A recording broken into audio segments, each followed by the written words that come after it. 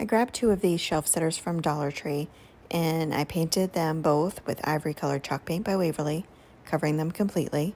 The last coat I went in with a sponge to apply the paint. It just gives a little bit better coverage.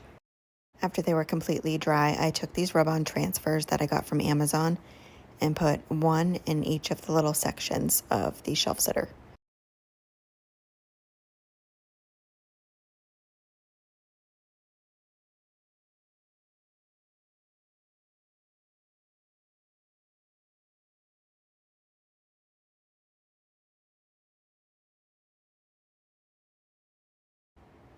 When I got to the second one, I did the images on the shelf sitter upside down. And then took quick hold glue and hot glue and placed it on the ends of the shelf sitter and then attached those to the other one. Next, I am taking this extreme glitter in the color hologram and I'm brushing that on all of the borders of each of the sections.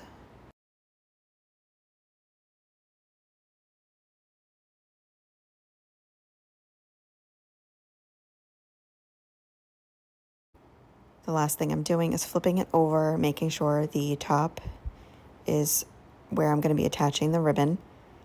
I just take some buffalo check ribbon, make a loop, and I hot glue it into place.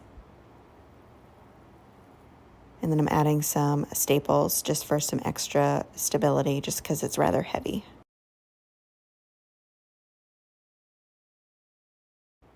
I then add some hot glue on top of those staples, just so it doesn't scratch the wall or the door. That's it for this project. Thank you so much for watching.